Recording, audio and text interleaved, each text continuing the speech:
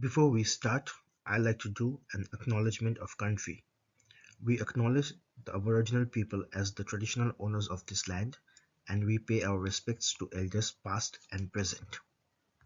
Hi everyone, welcome to our presentation titled Understanding Homelessness, Exploring Critical Social Work Approaches. This presentation will critically examine homelessness through three different theoretical lenses, which are structural, feminist, and human rights perspectives. It is presented by Roy, Ashik, Pritam, Sam, Sadia, Priyanka, and myself Rahik. Now Sam will discuss about homelessness in Australia and global context. Sam. Homelessness in Australia affects more than 116,000 people every night, according to Australian Institute of Health and Welfare. This includes not only those sleeping rough, but also individuals in insecure, temporary, or overcrowded housing. On a global scale, over 1.6 billion people live in substandard or unsafe housing, which speaks to the enormity of the issue. Homelessness is not just about lacking shelter, it intersects deeply with mental health conditions, experiences of trauma and domestic violence, systemic economic inequality, and for some populations such as Indigenous Australians, it reflects broader historical and structural disadvantages. These interconnections highlight why homelessness is not just a housing issue, it is a critical social justice issue. The three main theories are structural, feminist, and human rights perspectives.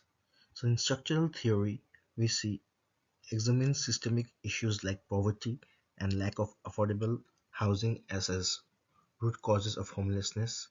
Feminist theory addresses gender disparities and homelessness and significant impact of domestic violence. Human rights perspectives views housing as fundamental right with corresponding legal obligations for governments and institutions. And you can see over here how these three theories intersects with each other.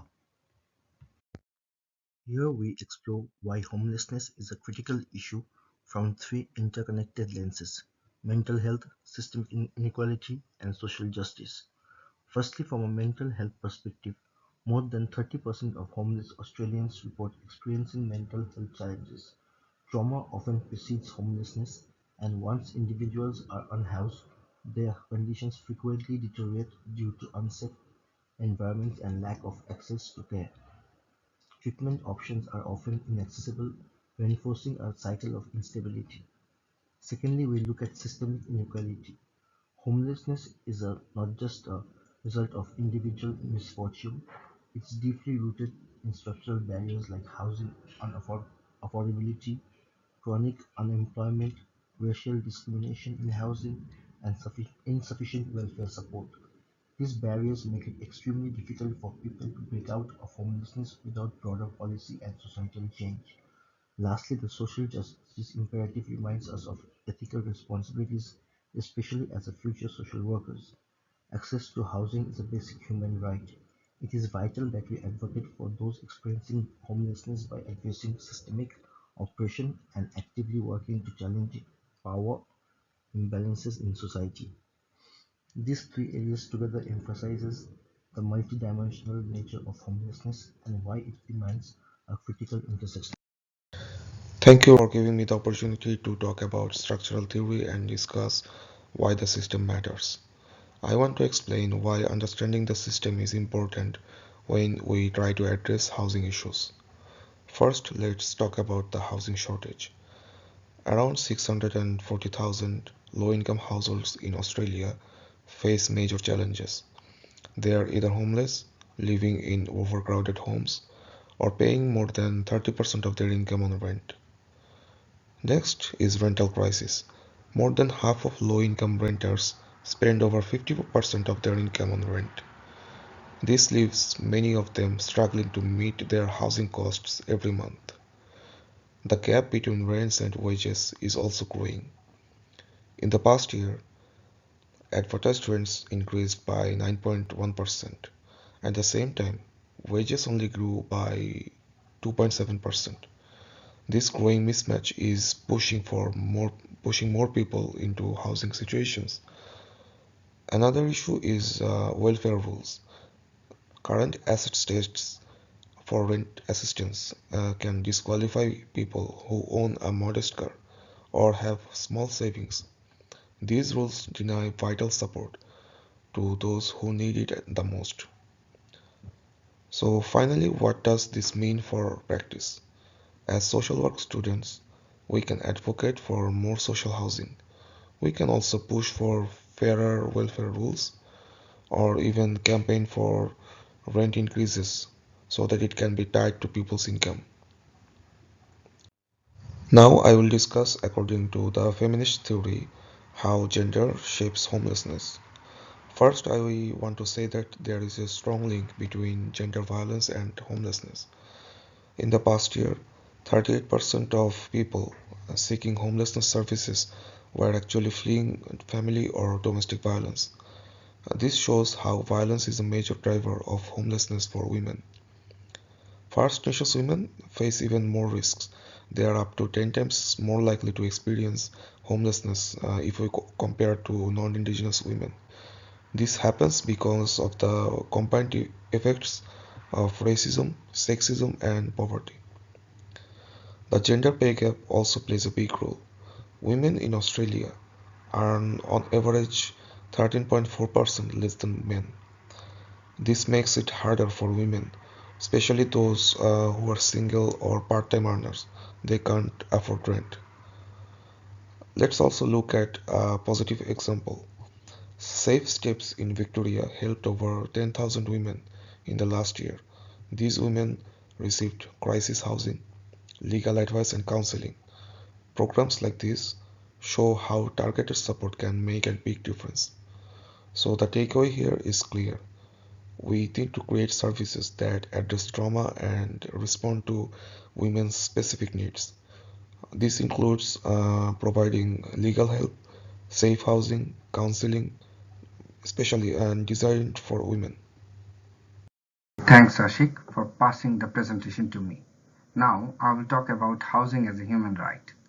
Under the Universal Declaration for Human Rights and International Covenant on Economic, Social and Cultural Rights, everyone has the right to safe and affordable housing. But in Australia, there is no federal law to enforce this right. As a result, over 116,000 people are homeless on any given night. In contrast, Finland treats housing as a legal right. Since 2008, they have used a housing first model, giving people permanent housing without conditions like sobriety. This approach has reduced homelessness by 40% and over 4,000 people have been permanently housed. This shows that recognizing housing as a right, not a reward, leads to real change. Now, I would like to give a local example of Housing First in action. In Sydney, a pilot program gives unconditional permanent housing to people who are chronically homeless. It also provides integrated services like mental health support, job training, and addiction support. The results are also amazing.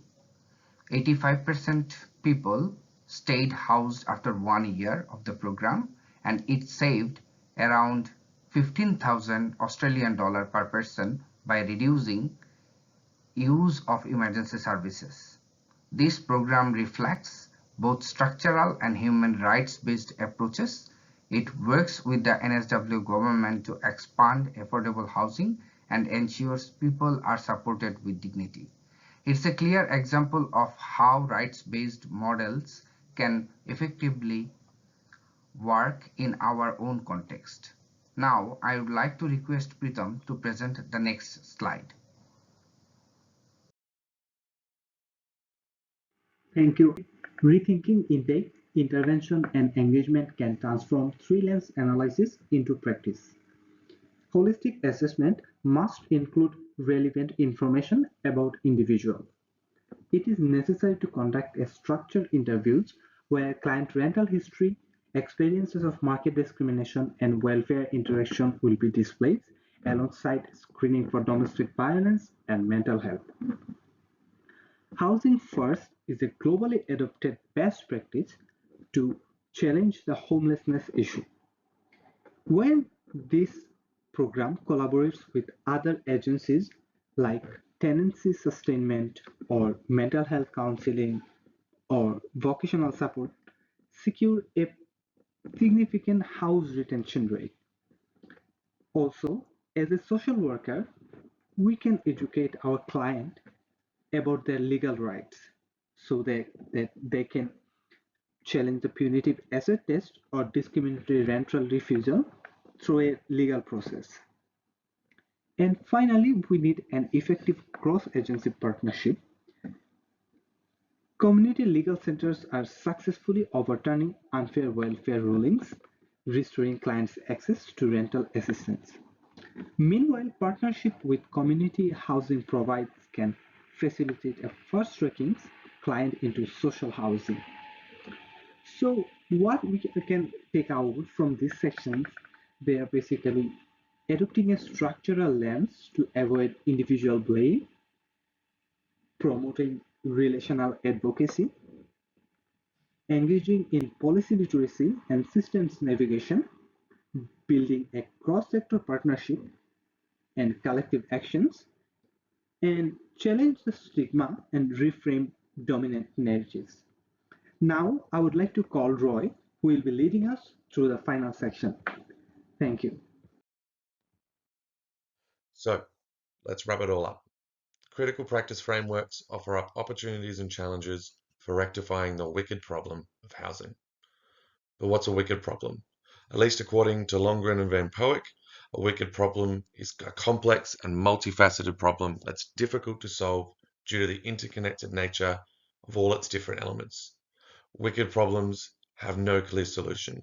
We've talked about just some of the elements of housing stress in this country today.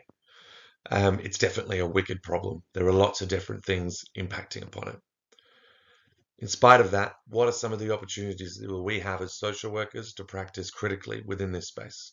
Well, first off, we can advocate for policy change that seeks to rectify the structural disadvantages that we were talking about before.